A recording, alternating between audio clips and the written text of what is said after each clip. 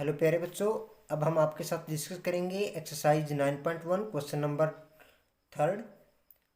एक ठेकेदार बच्चों को खेलने के लिए एक पार्क में 2 फिसल पट्टी लगवाना चाहती है।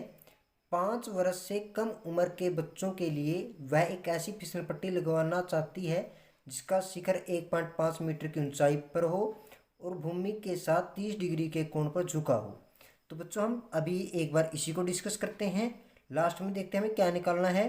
प्रत्येक स्थिति में फिसलन पट्टी की लंबाई क्या होगी।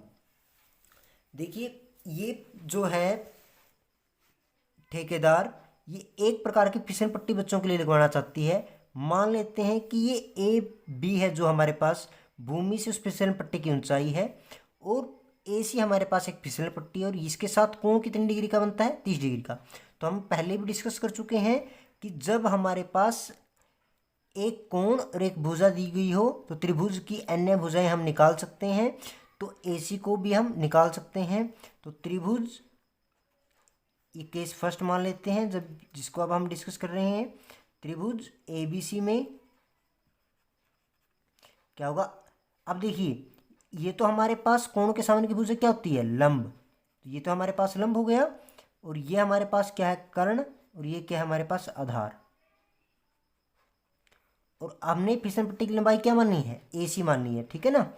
अब देखिए लाल कक्का के अनुसार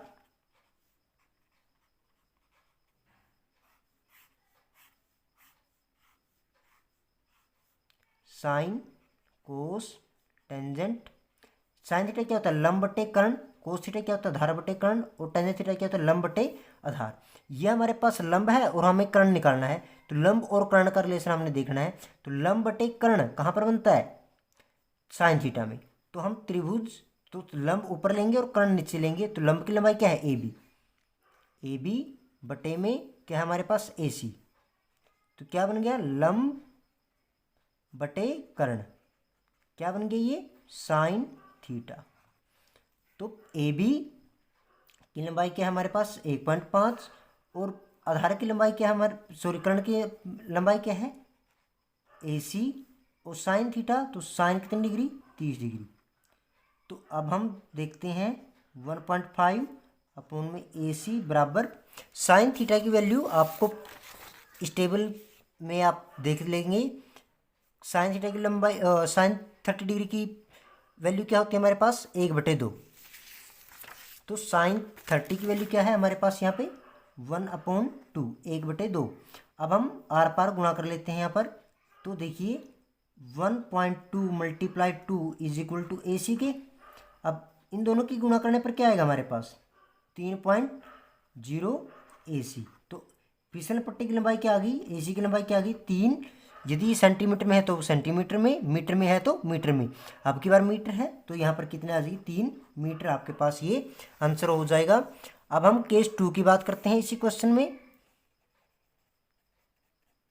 आगे देखते हैं पढ़ते हैं क्वेश्चन को। जबकि इससे अधिक उम्र के बच्चों के लिए वह 3 मीटर की ऊंचाई पर एक अधिक ढाल की फिसल पट्टी लगवाना चाहती है जो भूमि के साथ 60 डिग्री का कोण बनाती हो। प्रत्येक स्थिति में फिसल पट्टी की लंबाई क्या होनी चाहिए। अब हम देखते हैं कि जो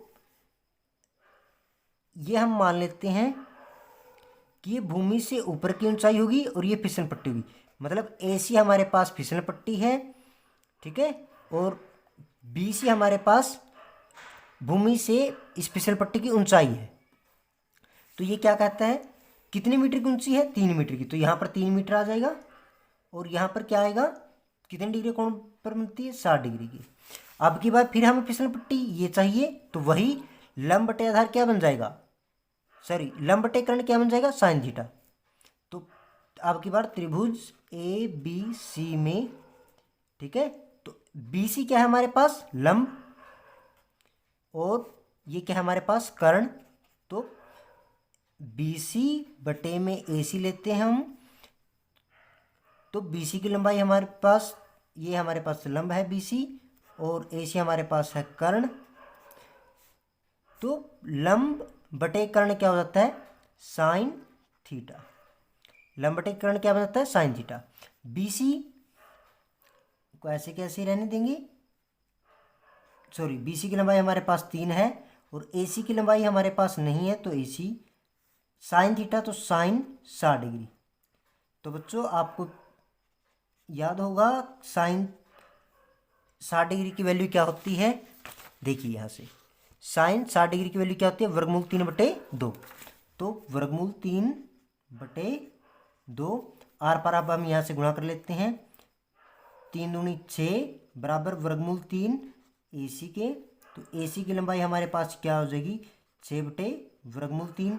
जैसे कि हम पहले भी डिस्कस कर चुके हैं, आपकी बुक के आंसर के अंदर जितने भी आंसर्स हैं बाय में आपको रूट नहीं मिलेगा, तो हम वर्गमूल 3 से मैं यहाँ पर गुणा कर देता हूँ और वर्गमूल 3 से मैं यहाँ पर भाग कर देता हूँ, यहाँ पर AC आ जाती है। तो अब देखिए 6 वर्गमूल 3 बटे में पूरा 3, 3 दूनी 6, तो AC की वैल्यू क्या आ जाती है मेरे पास, 2 वर्गमूल 3, ये हमारे पास AC की लंबाई आ जाती है। इस प्रकार से आप इस त्रिभुज को यदि ABC नहीं मानना चाहते हैं तो PQR भी मान सकते हैं, कोई दिक्कत नहीं है, ठीक है ना, कुछ भी आप नाम दे सकते हो।